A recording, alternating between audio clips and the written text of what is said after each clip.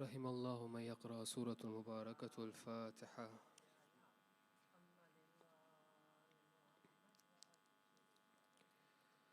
دعاء توسل. اللهم صل على محمد وآل محمد. بسم الله الرحمن الرحيم. اللهم إني أسألك وأتوجه إليك بنبيك نبي الرحمة محمد صلى الله عليه وآله.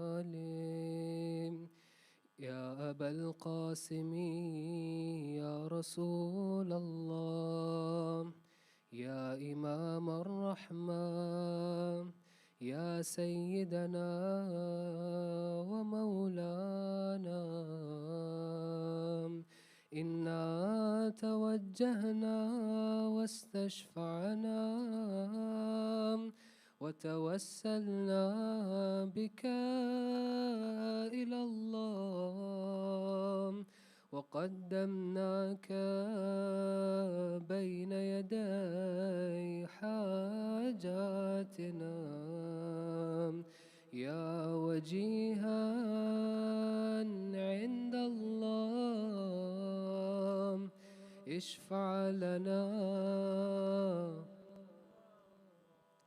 يا أبا الحسن يا أمير المؤمنين، يا علي بن أبي طالب، يا حجة الله على خلقه، يا سيدنا ومولانا،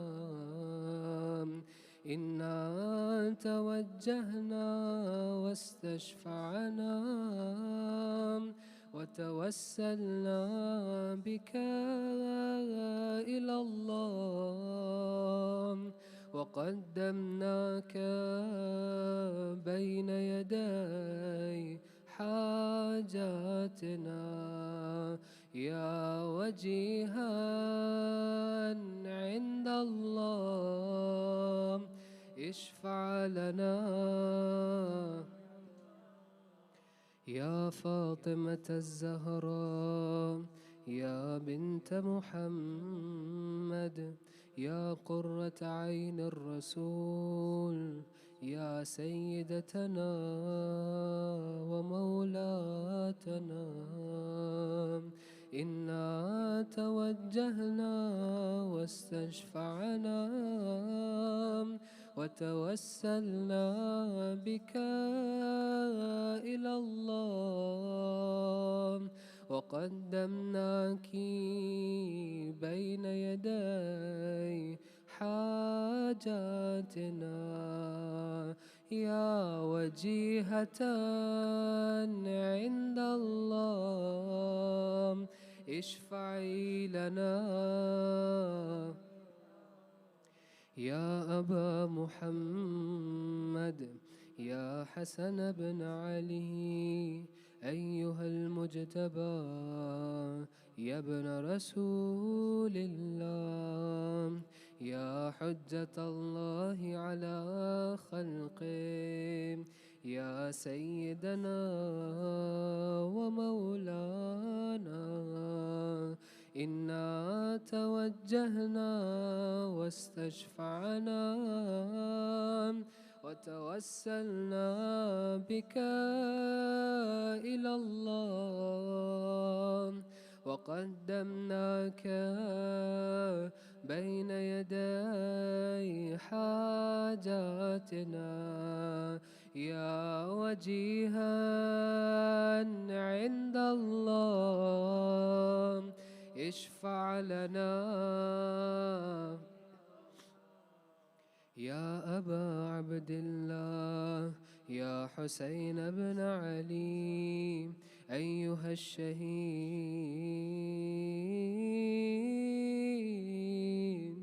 يا ابن رسول الله. يا حجة الله على خلقه، يا سيدنا ومولانا، إنا توجهنا واستشفعنا وتوسلنا بك إلى الله، وقدمناك بين يدي حاجاتنا جميعا يا وجيها. اشفع لنا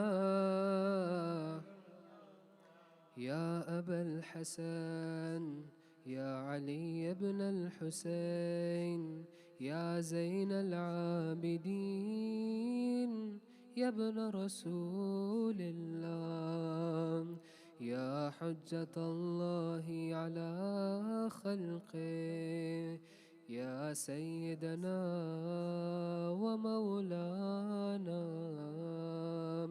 إنا توجهنا واستشفعنا وتوسلنا بك إلى الله، وقدمناك بين يدي حاجاتنا يا وجيها عند الله.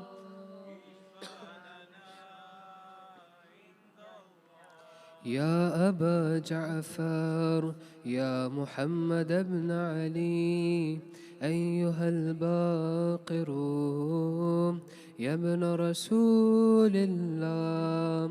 يا حجة الله على خلقه، يا سيدنا ومولانا، إنا توجهنا واستشفعنا وتوسلنا بك إلى الله، وقدمناك بين يدي حاجاتنا يا وجيها عند الله. اشفع لنا يا أبا عبد الله، يا جعفر بن محمد، أيها الصادق يا ابن رسول الله. يا حجة الله على خلقه، يا سيدنا ومولانا، إنا توجهنا واستشفعنا وتوسلنا بك إلى الله، وقدمناك بين يدي حاجاتنا يا وجيها. اشفع لنا يا أبا الحسن، يا موسى بن جعفر، أيها الكاظم يا ابن رسول الله. يا حجة الله على خلقه، يا سيدنا ومولانا، إنا توجهنا واستشفعنا وتوسلنا بك إلى الله، وقدمناك بين يدي حاجاتنا يا وجيها. اشفع لنا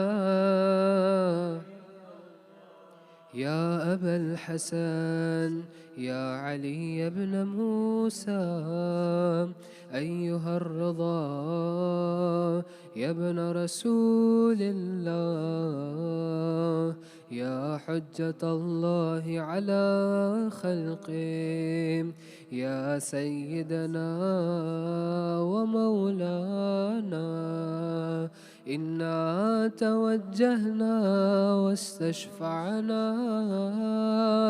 وتوسلنا بك إلى الله وقدمناك بين يدي حاجاتنا يا وجيها اشفع لنا يا أبا جعفر يا محمد بن علي أيها التقي الجواد يا ابن رسول الله يا حجة الله على خلقه يا سيدنا ومولانا إنا توجهنا واستشفعنا وتوسلنا بك إلى الله وقدمناك بين يدي حاجاتنا يا وجيها عند الله اشفع لنا يا أبا الحسن يا علي بن محمد أيها الهادي النقيم يا ابن رسول الله يا حجة الله على خلقه يا سيدنا ومولانا إنا توجهنا واستشفعنا وتوسلنا بك إلى الله وقدمناك بين يدي حاجاتنا يا وجيها عند الله عند الله يا أبا محمد يا حسن بن علي أيها الزكي العسكري يا ابن رسول الله يا حجة الله على خلقه يا سيدنا ومولانا إنا توجهنا واستشفعنا وتوسلنا إلى الله وقدمناك بين يدي حاجاتنا يا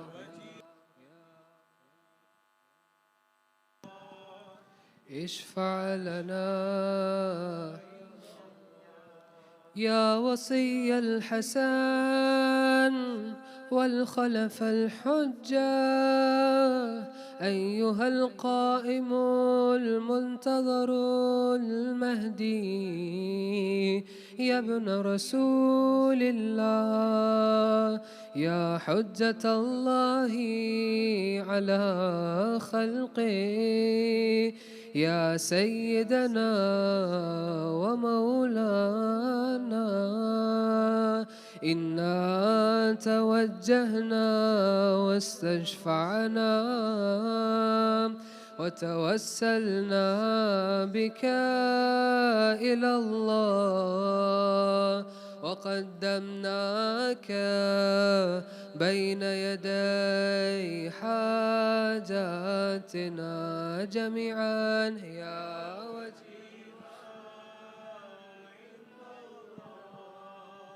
اشفع لنا عند الله يا وجيها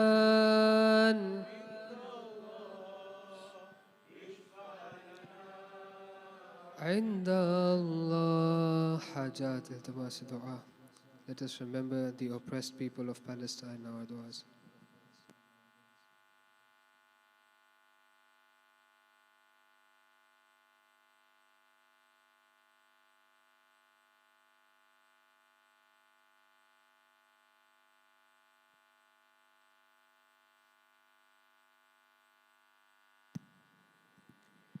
يا سادتي وموالي إني توجهت بكم أئمتي وعدتي ليوم فقري وحاجتي إلى الله، وتوسلت بكم إلى الله، واستشفعت بكم إلى الله، فاشفعوا لي عند الله، واستنقذوني من ذنوبي عند الله، فإنكم وسيلتي إلى الله، وبحبكم وبقربكم أرجو نجاة من الله، فكونوا عند الله رجائي. يا سادتي يا أولياء الله، صلى الله عليهم أجمعين، ولعن الله أعداء الله ظالميهم من الأولين والآخرين. آمين رب العالمين.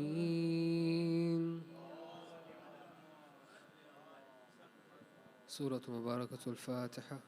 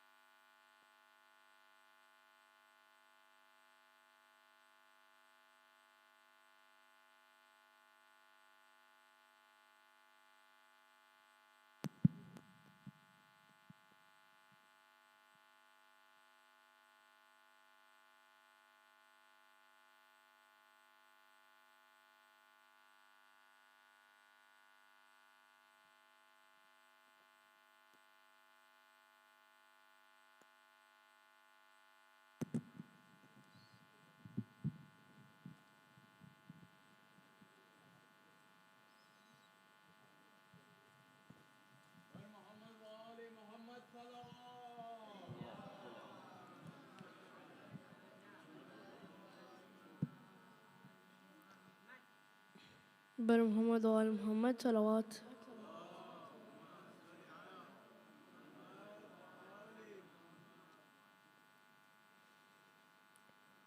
موج رہی خلق میں ان آنکھوں نے کیا کیا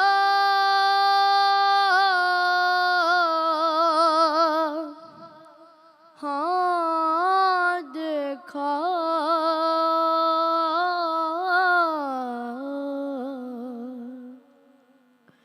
پر کہیں سبت پیمبر سونا کا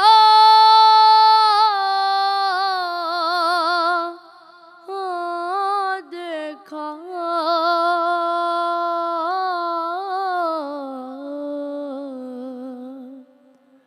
موج رہی خلق میں نے دیکھا عالم شاہ کو آلو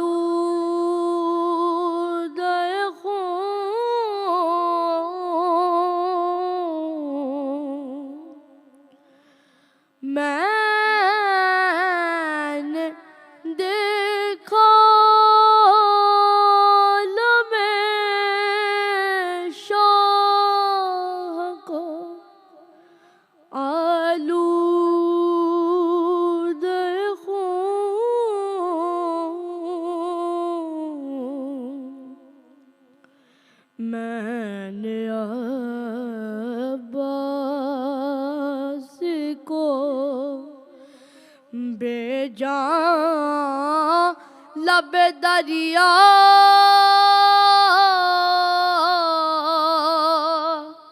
हाँ देखा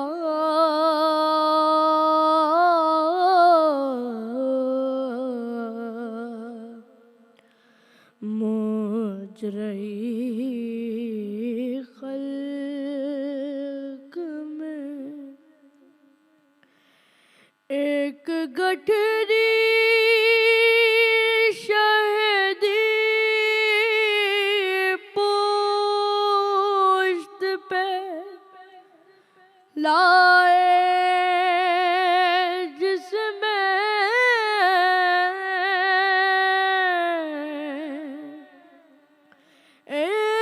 एक गठरी शहदी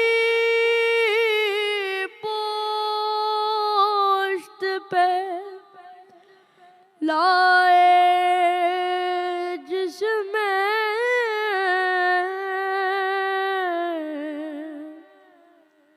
मैंने टुकड़े हुए कासिम का जनाजा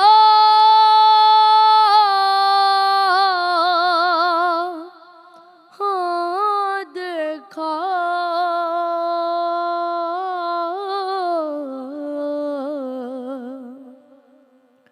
मुझ रही खल्क में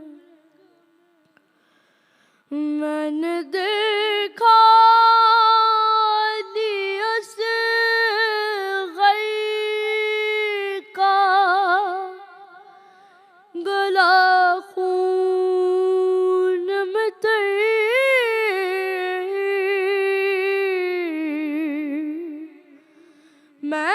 मैंने देखा लियस गई का गला खून में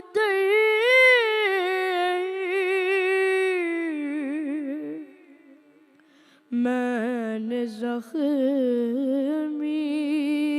अली अकबर का कलेजा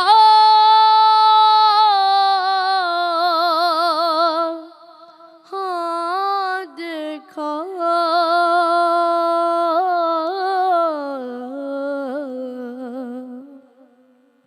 मुझ रही खल्क में इन आँखों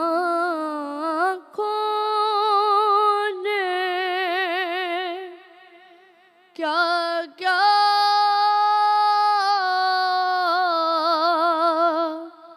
हाँ देखा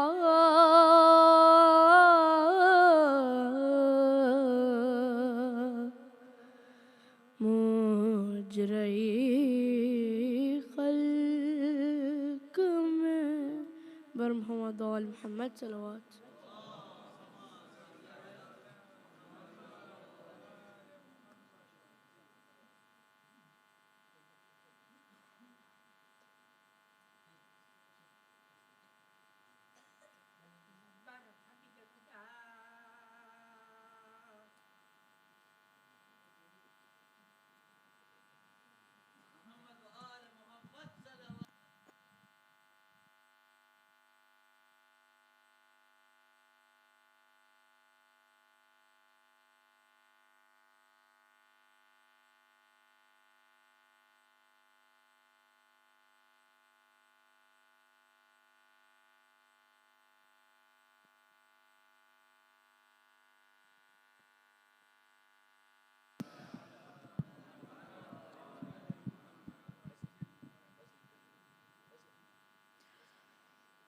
أعوذ بالله من الشيطان الرجيم بسم الله الرحمن الرحيم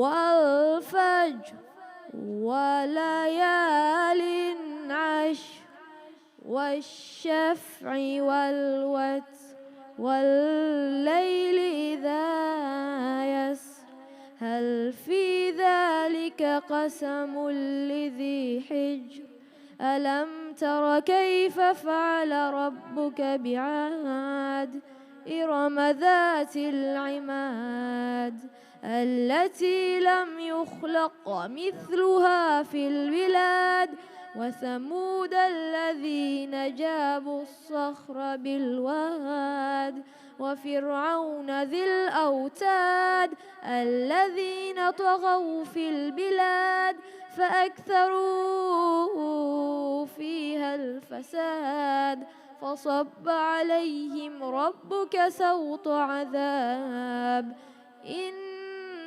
ربك لبالمرصاد فأما الإنسان إذا ما ابتلاه ربه فأكرمه ونعمه فيقول ربي أكرمن وأما إذا ما ابتلاه فقدر عليه رزقه فيقول ربي أهانن كلا بل لا تكرمون اليتيم صدق الله العلي العظيم.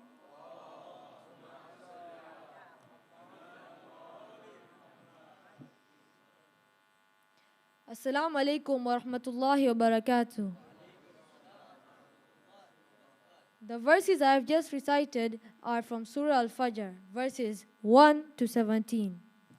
Surah Al-Fajr, the daybreak, is chapter number 89, has 30 verses, and like other Meccan surahs, contains short, meaningful, awakening verses with abundant warnings.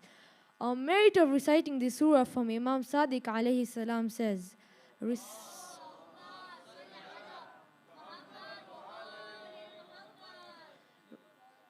recite Surah Fajr, which is Hussein ibn Ali's surah, in your prayers, whether they be obligatory or optional. He who recites it will be with him at the same place in heaven on the day of judgment.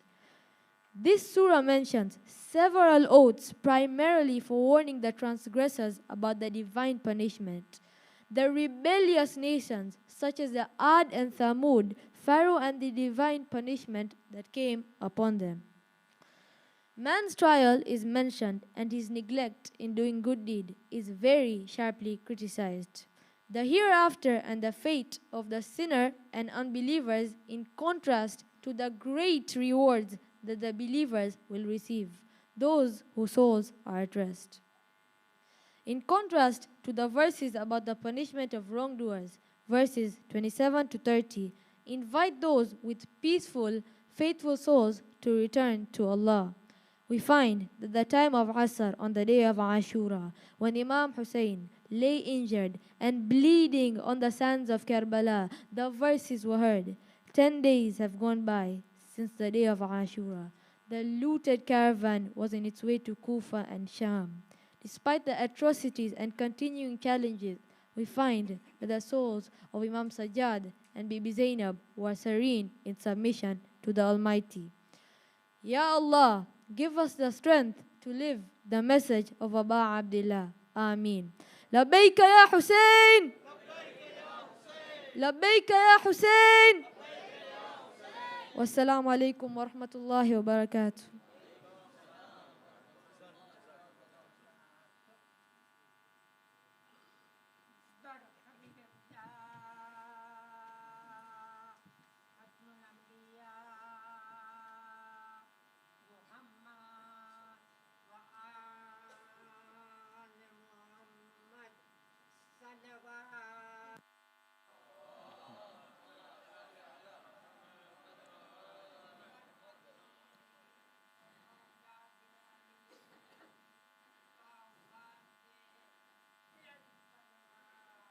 No, no.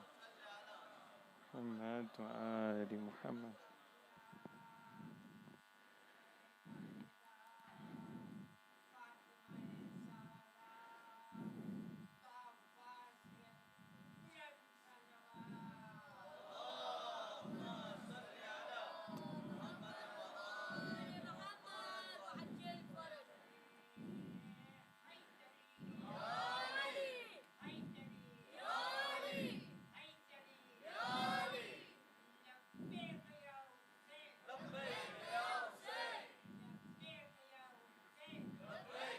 Hussein, عليك يا حسين.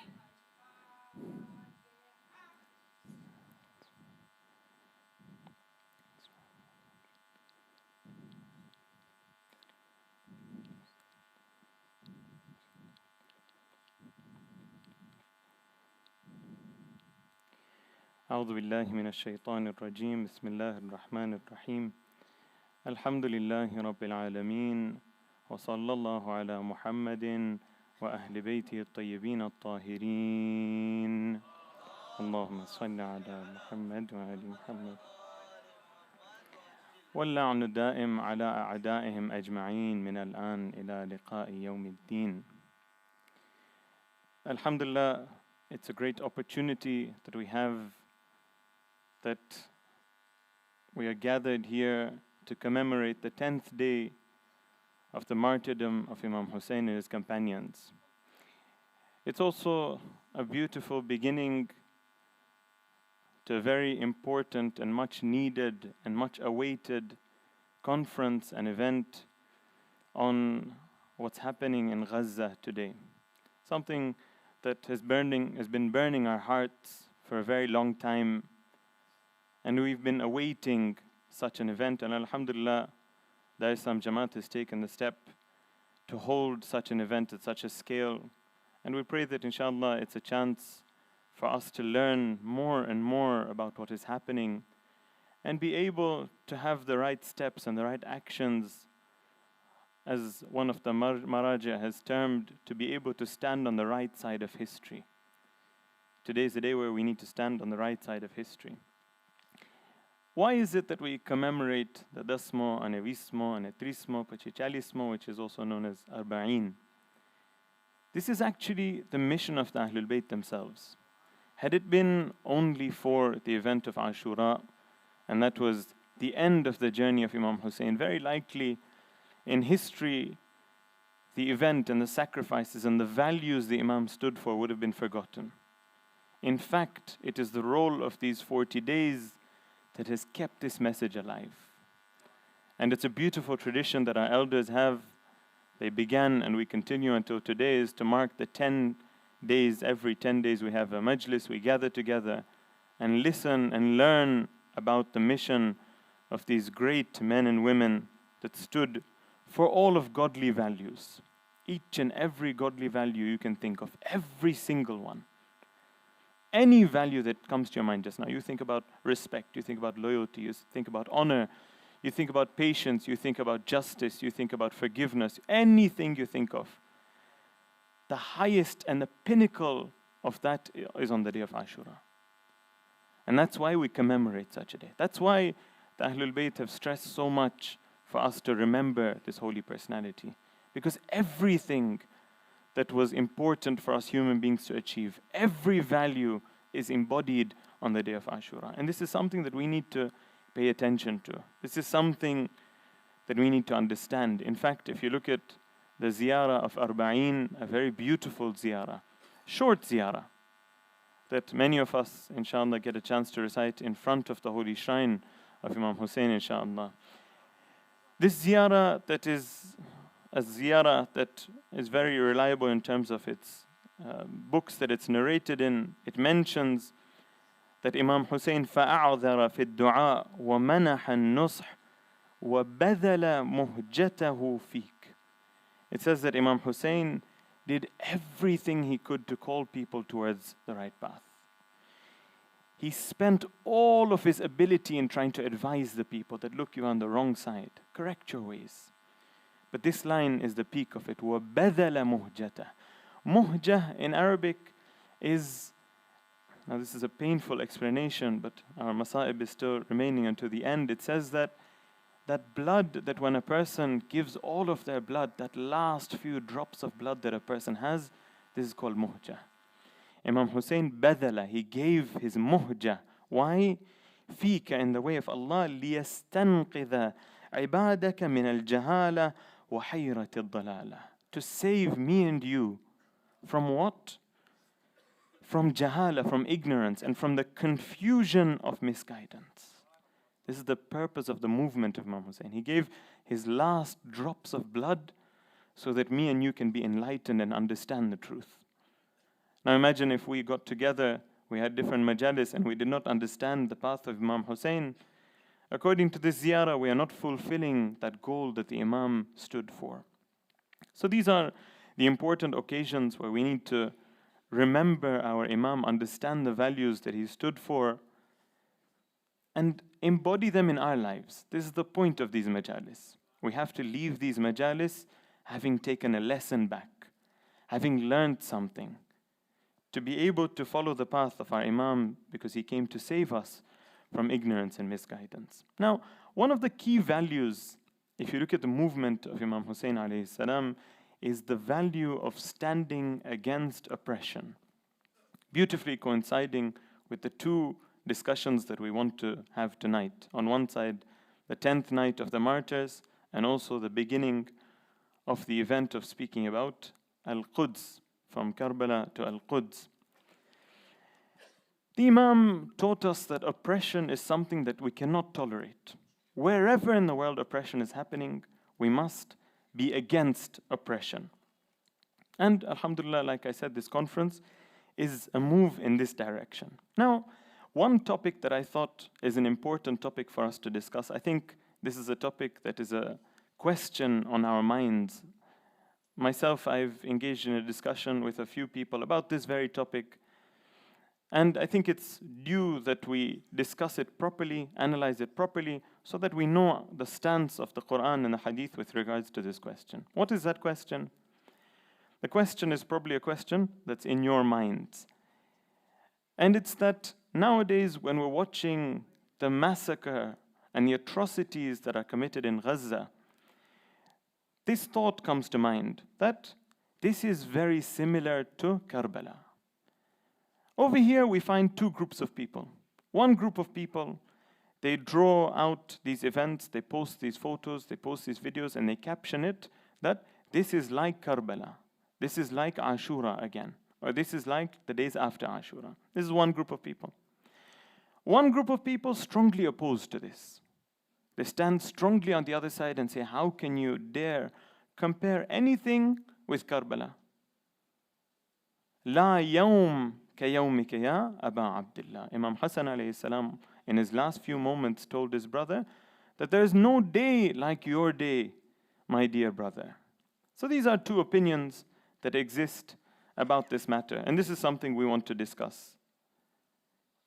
Should we take the approach where we see the events in Gaza today as something that is similar to Ashura? We say that this is like Ashura happening again. Is this the correct approach? Or is the correct approach for us to say that, look, separate Ashura from Gaza? Two different matters. Keep Ashura on one side and keep Gaza on the other side. Keep Palestine on the other side. We don't want to mix these two. This is what we want to dissect and analyze today. In order to understand this in the correct manner, I need you to pay attention to a few important points.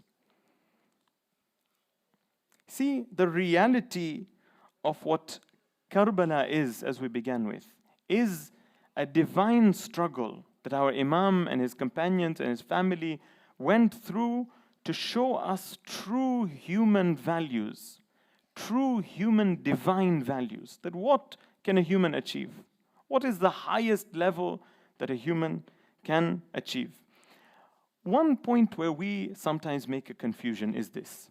We feel, and I request that you pay attention to this point, because the rest of the lecture relies on understanding this point well. If you misunderstand this, then maybe the rest won't make too much sense. Often when we depict Karbala, how we present Karbala, If we were to only focus on what happened, what is the aspect? What happened. One aspect, what happened, the different events that transpired.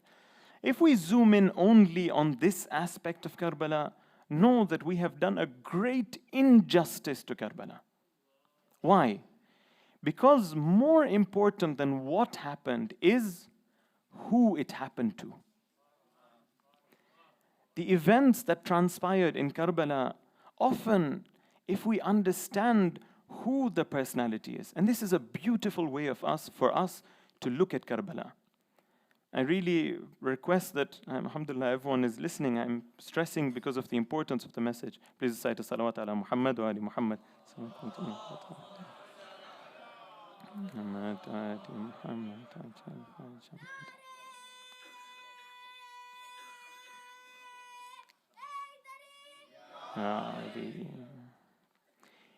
If we were to look at the events of Karbala just as what has happened, we have done an injustice. Why? Why am I saying this? A beautiful way to present Karbala, and this is a lesson for us, for ourselves, and the way we speak about it, the way we recite about it, the way we remember the event of Ashura, is that we have to first understand who this person was. If we truly understand who Imam Hussein alayhi salam was, the smallest, the most minute injustice and atrocity that happens to him is enough to make our hearts cry. Because it goes back to who this person is. It goes back to an individual that is shown on the day of Ashura that is nothing but light, is nothing but godly attributes, is nothing but taqwa, is nothing but devotion to Allah.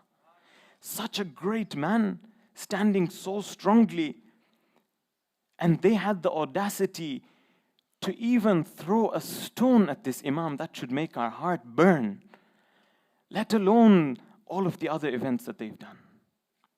This is how we have to look at Karbala. And if we look at our original sources, this is the way they depicted Karbala. Look at some of these events. Some of these events may bring tears to our eyes. It's mentioned that when Bibi Zainab salamullah alayha saw the body of her brother, what did she call out? She calls out, Wa Muhammada, Salla alayka malikus sama. The angels of the sky send salawat upon you. Hada Husaynun. This lying in front of me is Hussein over here. Can you imagine the first sentence? She says, can you imagine this is Hussein over here? Forget what they have done to him. That's secondary. And then she continues that he is, and the lines of Masa'ib that we are aware of. But the first thing she points out, this is Hussein. Can you imagine? Can you just imagine this is Hussein over here? This is the true image of Karbala. We look at other examples in history that I mentioned. On the day of Ashur, when Imam Hussein is standing alone, he calls out to them and he tells them, do you know who you are attacking? Do you know who you are trying to kill? I am the only grandson of the Prophet. I am the only son of the daughter of the Prophet alive today. This is Karbala. If you want to understand Karbala and you begin from the events of Karbala, know that you will not be able to understand Karbala properly. Karbala is summarized around the personality of these men and women that held all of values, all of beauty in one place together. Now these people, the smallest atrocity that happens to them is enough to make us cry. This is Karbala. If we want to understand Karbala, this is the lens that we have to understand Karbala from. Now, this is why we find in certain ahadith, and some of these ahadith are being misquoted today. Some people come and say, do not compare Gaza to Karbala. Why? Because there are hadith that say, La yuqasu bina ahad. Nobody can be compared to us, the Ahlul Bayt. By the way, this is a hadith narrated by the Shias and the Sunnis. That nobody can be compared to the Ahlul Bayt. But the reality is that when we are comparing Gaza and Karbala, if we are to compare the personalities, then this hadith exists. It's correct. If we are trying to say that Gaza is where Imam Hussein is himself and the values of that level is being strengthened and kept over there, then this hadith applies. Nobody can be compared to the Ahlul Bayt. La yuqasu bina ahad. But now moving towards the answer, the reality is that this isn't the claim. This was never the claim. When we show Gaza in the light of Karbala, we're never trying to say that the personalities over there, na'udhu billah, are the Imam or are being compared to the Imam. Rather, we are trying to say, my dear brothers and sisters, I want you to take this. This is the line that we have to learn for today. Gaza has learned from Imam Hussein. Imam Hussein set the ground. He left a legacy for me and you and for every single person. SubhanAllah, it's strange. On one side, we stand out and say Imam Hussein is the guide for all humankind. He is the ark of salvation for everyone. He is the vast mercy of Allah. And on the other side, that we say that how can you draw Gaza and Karbala together? Ya Khuda, this is something that really is based on ignorance. The people of Gaza have directly taken the lesson that Imam Hussein has taught them. This is the way we have to look at it. So, of course, it's not a comparison to say who is greater. Na'udhu billah, whoever says this has not understood Karbala. And often it stems from trying to compare the atrocities. You see, over here, it lasted this many hours. Here, it lasted this many months. Over here, this many people. Over here, astaghfirullah, this is wrong. If you understand Karbala through numbers and hours and people, then you have not understood Karbala. Karbala is based on the personalities. And the personalities were there for humanity to learn from. The people of Gaza took that lesson. And that's why we have to salute the people of Gaza. Labbaika ya Hussein. So, as a result, of course, the result of this is not to leave the people of Gaza and say that leave Ashura on one side and Gaza, subhanAllah. This is taking away the teacher from the student. This is taking away the lesson from the application. If we say that our majalis should not have any mention of these things because these are matters that are not connected to Ashura, sorry, you have not understood Ashura. Ashura was there to be a lesson. We ourselves, it's very strange, we ourselves make these claims. We ourselves say that Ashura is a university, Ashura is a place to learn from, Ashura is full of lessons, Ashura, kullu yawmin Ashura, we say these sentences all the time. Ashura should be alive everywhere. But when a group of people stand up and uphold one of the messages of Imam Hussein in the most beautiful manner, we say, no, separate these two. This is truly injustice. The whole reason that Imam stood up was to teach me and you a lesson, very frankly, that many of the people that claim to believe in Imam Hussein have not got this lesson until today. Often we will learn this lesson from other people, and we need to learn this lesson. Is that when there's oppression, when there's a tyrant, we stand up. We're not scared. This beautiful sentence that was mentioned even in the 10 days of Muharram, that Imam Hussein alayhi salam says, "Ala wa inna ad-da'i ibn ad-da'i qad rakaza bayna ithnatayn." This person, to paraphrase, has put me between two options. I have two options in front of me. Bayna as-sallati wa dhilla. I've been put in front of the sword on one side and humiliation on one side. And the Imam says, wa hayhat minna dhilla. That I will never be, the meaning of hayhat minna dhilla means humiliation be far from me. It will never even come close to me. Dhilla is something that does not even come close to Imam Hussein alayhi salam. How many in humanity have taken this lesson?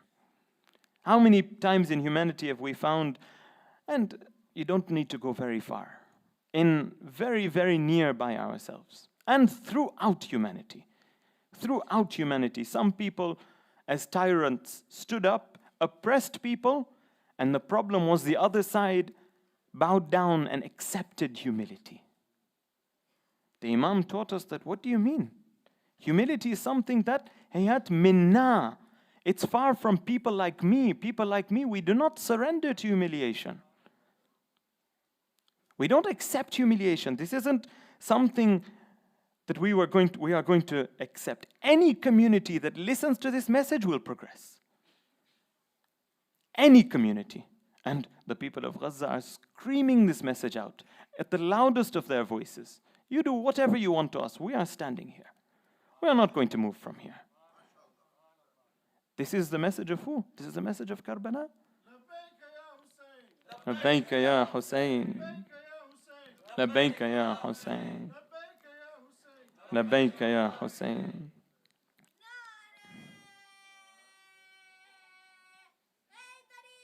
Ya Ali. In history, tyrants have used the fear of the people as a tool to reach the goals that they had. And as soon as those people turned around and said that, look, hayhat minna dhillah, we don't care about what you are going to do with us. We are not going to take humiliation. We are not going to be humiliated. That's when the tyrant looked at himself and said, what can I do over here? All of the tool I have is fear. When that group of people are not taking fear, they don't understand fear. In their language, fear doesn't exist. What can the tyrant do now? The tyrant doesn't have any way to oppress them. And I really request you to look about the examples of this in history. Right from nearby ourselves, right from nearby in terms of time, all the way back.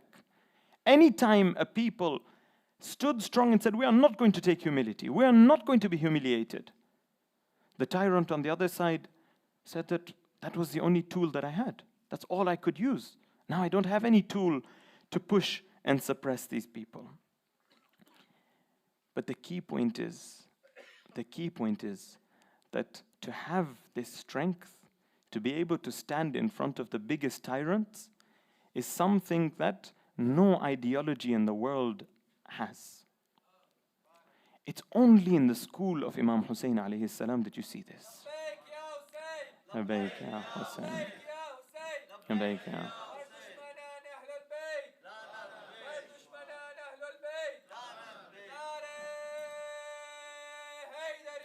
Yeah.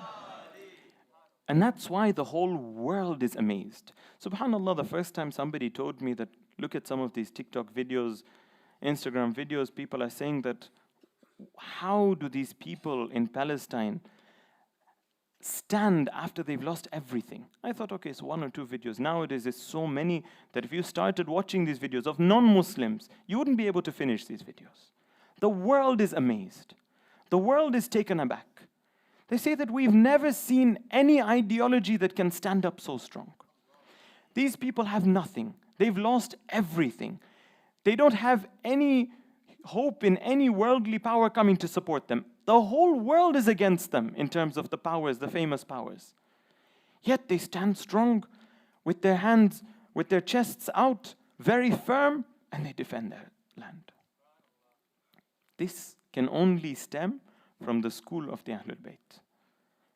I just want to depict 1 or 2 incidents that you may have seen, just to give you a glimpse of this strength. And you will see yourself that you say, really, this is something that only me and you, we know about this from Imam Hussein.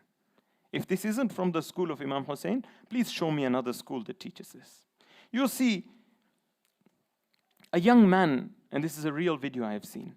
A young man comes forward, maybe in his 30s, maybe 35. And he says, he's standing there with a small body in his hand. And he says that, I prayed for a child from Allah for 12 years. Allah granted me a child after 12 years. And this child, fed al-Quds. Maybe he sacrificed in the path of al-Quds. Now, where in the world can you find such ideology? Where in the world can you find a person who's lost his child after 12 years and he says, I'll give everything, I'll sacrifice everything in the path of Al-Quds? Doesn't this look like it's been learned from our master Imam Hussein? Where else can we learn such lessons?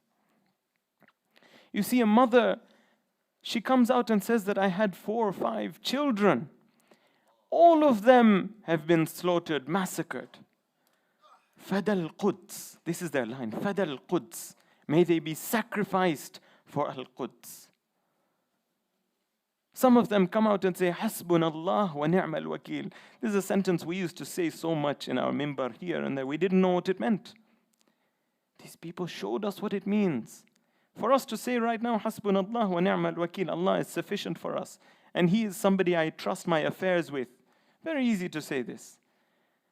Imagine every person that you had, your house, your family members, your possessions, everything was destroyed. Would you be able to say this sentence then? You see a young boy, a young girl, having lost everybody in their family. Not disrupted, not in despair. What do they say? Hasbunallah wa ni'mal wakil. Subhanallah, these people cannot have learned this lesson anywhere but from Islam. No other ideology in the world can teach you this lesson.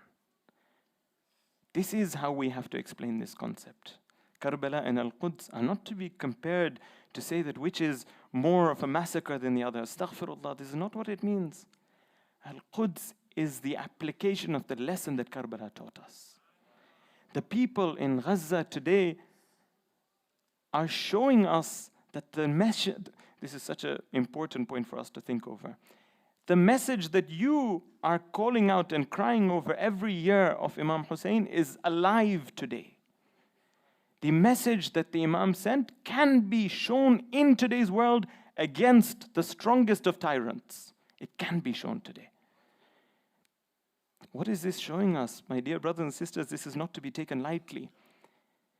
Our faith, our ideology is the one that can withstand the strongest attacks from the strongest tyrants in the world today. The only ideology that can withstand it is our ideology. Showing us that the message of Islam is the savior, is the message that we have to be proud of. This is the message of Gaza. So of course, if somebody asks that, do we have to separate Gaza and Karbala, they have not understood Karbala at all. Karbala was a message that we need to continue. There's a beautiful quote from one of our great scholars, Shaheed Mutahari. Shaheed Mutahari, this quote is more than 50 years ago he had this quote. And he says that if you want to see the continuation of oppression that you saw in Karbala, go to Gaza and go to Palestine today. Shimr, Yazid, these are not people that ended in history and they went away. Why do we do la'an so much? Why do we continue doing la'an? Of course, the personalities, we do la'an on them as we have been doing. But the continuation of the path that they stood for and that they pushed exists today. Me and you have to identify it. Me and you have to see it. And we are standing at such a point in history that it doesn't take much to see it. You just need to open your eyes. Today, you don't need to look left and right. Everywhere you look, you will see the evil and the injustice being committed. Today, even Christians, even non-Muslims across the world are seeing it. All we have to do is open our eyes. When we scream and shout out that the message of Imam Hussein is for all, we have to understand that it is for all. One last point that I'll mention in this part, and we'll move on to the next part, is that some people say that, but these people are not even believers of the Ahlul Bayt. My dear brother, my dear sister, again, this is another mistake. The Ahl Sunnah wal Jama'ah are people that love the Ahlul Bayt, that speak very highly of the grandsons of the Prophet, very highly. Look at Ahmad ibn Hanbal, who's the leader of the Hanbali sect. He himself has books on Fadail al-Sahaba, Fadail of Imam Ali alayhi salam, where he speaks about these people. This is a misunderstanding. Often these are put in by people from outside that don't want us to see people in the right light. They'll come and tell us, aloka amche, aloka temche, and then we believe it. Number one. Number two, is it not our responsibility to show them the truth of Imam Hussein alayhi salam? It's our responsibility.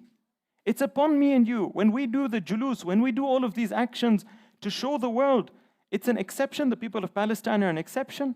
There was just a video last week that came out where a man stood in the middle of the streets of Gaza and he said that I swear that the lessons that we are taking are from Imam Hussein alayhi salam and none other.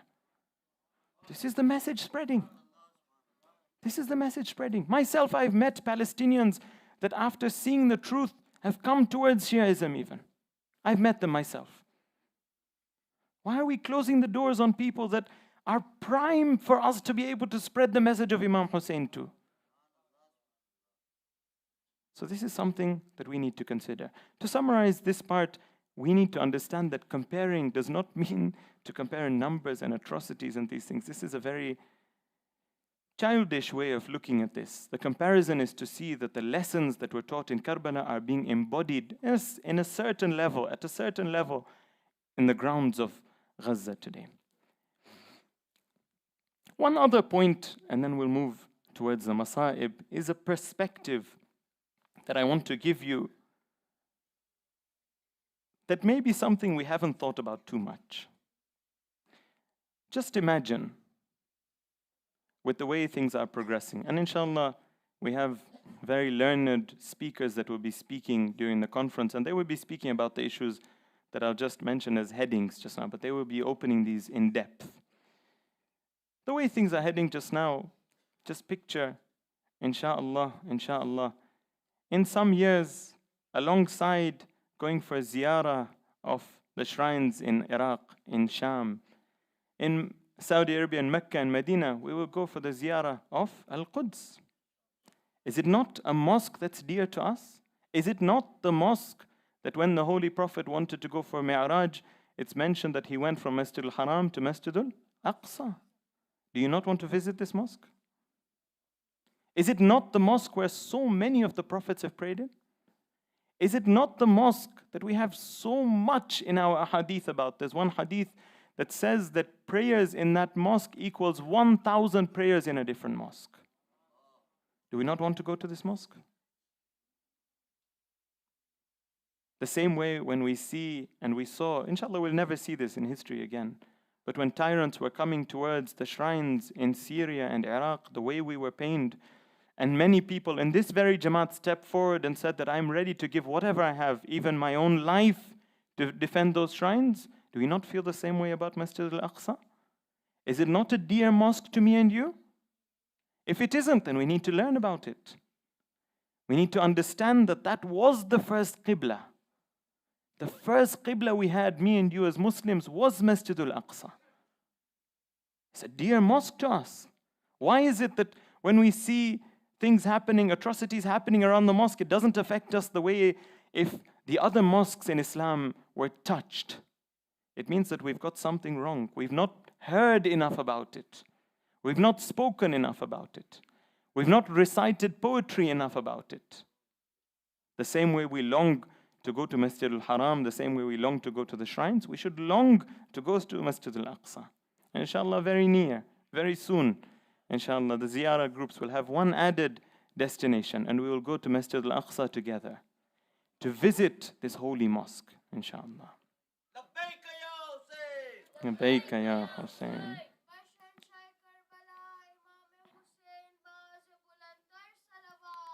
اللهم صل على.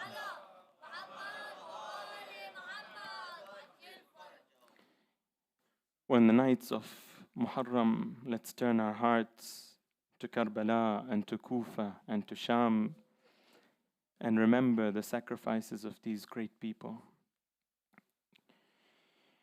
صلى الله عليك يا أبا عبد الله صلى الله عليك يا أبا عبد الله صلى الله عليك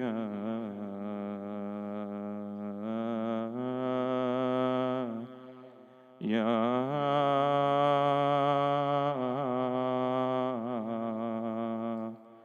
أبا عبد الله.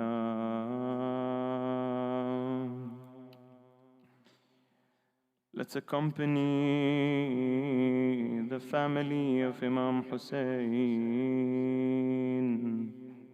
From the day of Ashur,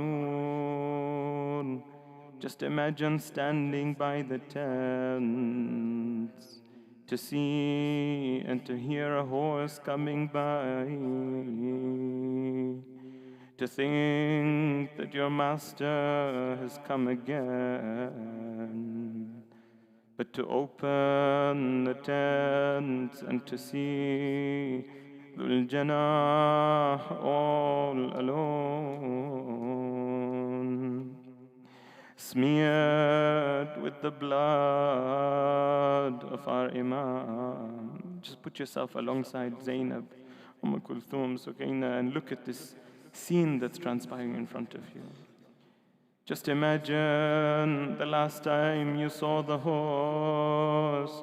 You saw Imam Hussein sitting upon the horse, but now you see there's no longer Imam upon the horse. The ladies and the children knew that now their test had begun. Now is the time that the family of the Holy Prophet is going to be taken prisoner. Oh ladies, oh children, you would never have imagined that that trench that was dug around the camps to prevent the enemy from coming from behind was now the reason that the enemy was all attacking the tents, trying to plunder whatever they can, trying to steal whatever they can from the family of the Holy Prophet. But if only it ended there. They were told that you must sit upon these camels without saddles and be paraded from city to city. Just imagine looking at the Holy Prophet's family being taken upon camels without saddles, approaching Kufa. Kufa was the city where Zainab was respected, where when she would leave her house in Kufa, nobody would see her. Nobody even knew what baby Zainab looked like. But now she's entering Kufa again, but very differently. It's mentioned that Ibn Ziyad called everyone, he said, Adina idhnan amma, everyone gathered together, I have an important event. Over there, what's happening in this event? Something is being brought forward. This looks like something that's going to be in the center of the event. What is it that's being brought in the middle of the event? وَأَمَرَ بِإِحْضَارِ الرَّأْسِ, he called that the head of Imam Hussein be brought. فَوُضِعَ بَيْنَ يَدَيْهِ, it was placed before him. O tyrant, do you know whose head this is? وَجَعَلَ يَنْظُرُ إِلَيْهِ وَيَتَبَسَّمْ, he began looking at it and smiling. May Allah's curse be upon you. وَفِي يَدِهِ, I wish the story ended here, I wish the report didn't continue. وَفِي يَدِهِ قَضِيبٌ يَضْرِبُ بِهِ ثَنَايَا. How can I mention these lines? In his hand was a stick that he began beating.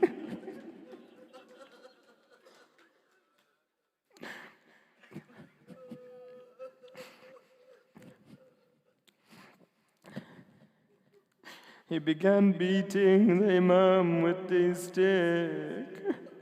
Besides him was a companion of the Prophet, an old man. He told him, "Irfa qadibak an hatayn." Lift your stick from these two lips. Why? فوالله الذي لا إله غيره لقد رأيت شفتي رسول الله عليهما. I've seen the lips of the Holy Prophet placed upon these lips. ما لا أحصي كثرة تقبلهما. I've seen this so many times, I can't even count how many times you would kiss these lips. Over here is when the reports say that the family of our Holy Prophet were entered into this majlis. They were entered into the court and made to sit down. Over here, Zainab, it's mentioned, separated from the rest in a way that she would not be recognized. But over here, Ibn Ziyad calls out that who is this lady that's separating from the rest? Zainab doesn't reply him over here. He says again that who are you? Again, she doesn't reply him. Other people around tell him, هذه زينب بنت فاطمة. Oh, my dear lady Fatima, could you ever imagine that your beloved Zainab would be sitting in such a gathering in front of such a person to see the head of her brother in front of her? Oh, never would we imagine such a day to come. Over here, the tyrant begins asking Zainab questions to ridicule her, to make her seem like somebody that's very low in value. He calls out to her and says, Alhamdulillah alladhi fadahakum. Thanks be Allah, the one who disgraced you and killed you and showed that you are liars.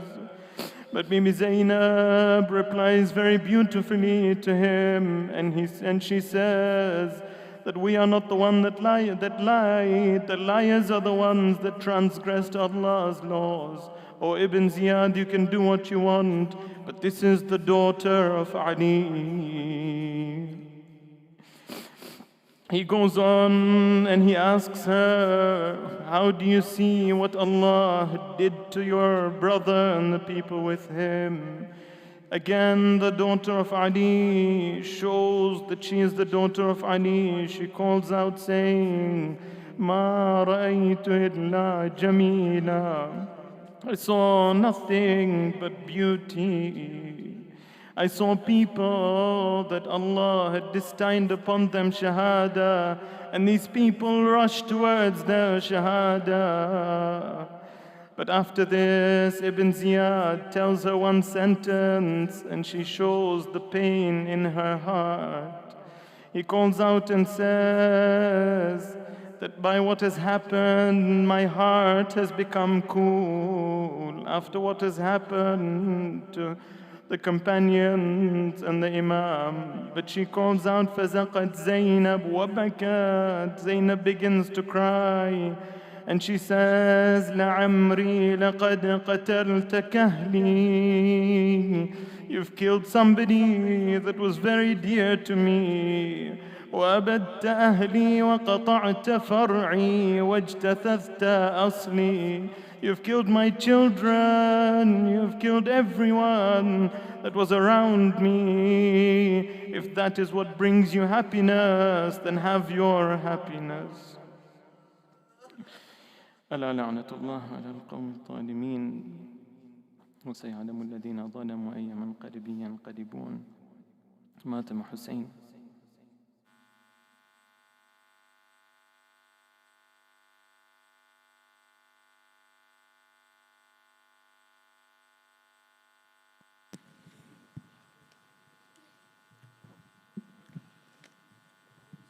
मौला मदीने वाले, मौला मदीने वाले करबल में आ गए हैं, करबल बसाने वाले मौला मदीने वाले कई में सजा रहे हैं वादा निभाने वाले मौला मदीने वाले मौला मदीने वाले मौला अले मौला मदीने वाले मौला ये दर वो पाक दर है जो फातिमा का दर है ये प्यारे मुस्तफ़ा का मौला अली का घर है मक्तल में आ गए हैं कुरआन सुनाने वाले मौला मदीने वाले करबल में आ गए हैं करबल बसाने मौला इस्लाम ने पुकारा कुरआन ने सदा दी यसरब का शाहजादा यसरब की शाहजादी निकले सफ़र को घर से कलमा बचाने वाले मौला ले करबल में आ गए हैं करबल बसाने रो रो के बोली सुगरा दिल डूबता है मेरा वीरा किया मदीना जंगल में है बसेरा मुझको रुला गए क्यों खुशियाँ लुटाने वाले मौला जिनका नाना नबी जिनका बाबा अली जिनकी माँ फातिमा जिनका भाई हसन वो है मौला हमारे हुसैन वो है मौला हमारे हुसैन मौला मदीने वाले मौला वाले मौला मदीने वाले दामाद के दुलारे बेटी के शाहजादे थे 3 दिन के प्यासे सब फूल मुस्तफ़ा के कतरे को है यहीं तो दरिया बनाने वाले मौला अले करबल में आ गए हैं करबल बसाने वाले मौला सब लुट गई कमाई अकबर ने बर्ची खाई असगर ने तीर खाया देती थी माँ दुहाई तीरों के साए में भी सजदे में जाने वाले मौला मदीने वाले करबल में आ गए हैं करबल बसाने वाले हल मिन का इस्तिगासा जब दे चुका वो प्यासा आवाज़ इल्जई ने आकर दिया दिलासा आ मेरे पास आ जा लाशें उठाने वाले मौला मदीने वाले करबल में आ गए हैं करबल बसाने वाले एक शोर था फलक पर कहता था रब्बे अकबर, जिब्रील बादलों का जल्दी बिछाओ बिस्तर, जन्नत में आ रहे हैं कुरआन बचाने वाले, मौला मदीने वाले करबल में आ गए हैं, करबल बसाने वाले, मदीने वाले खैमे सजा रहे हैं, वादा निभाने वाले, मौला मदीने मौला मदीने वाले, मौला। सूरत अल-मुबारकतुल फातिहा।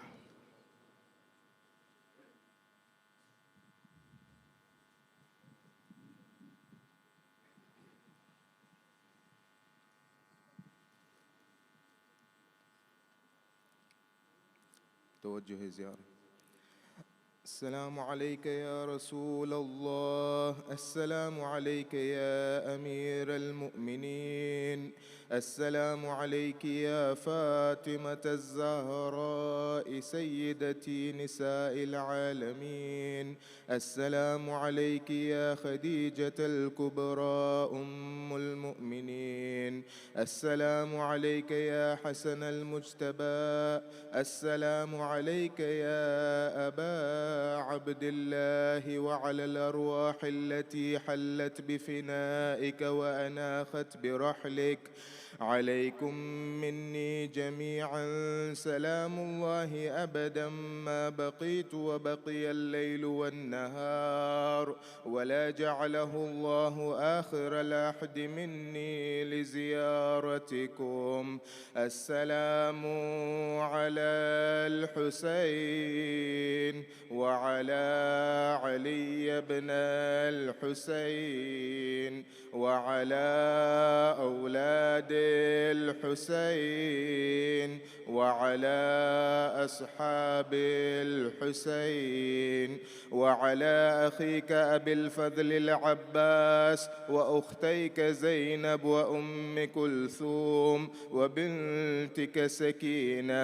अस्सलामु अलैकुम या अइम्मतल मुस्लिमीन अली इब्नल हुसैन व मुहम्मद इब्न अली व जअफर इब्न मुहम्मद व मूसा इब्न जअफर व अली इब्न मूसा व मुहम्मद इब्न अली व अली इब्न मुहम्मद वल हसन इब्न अली।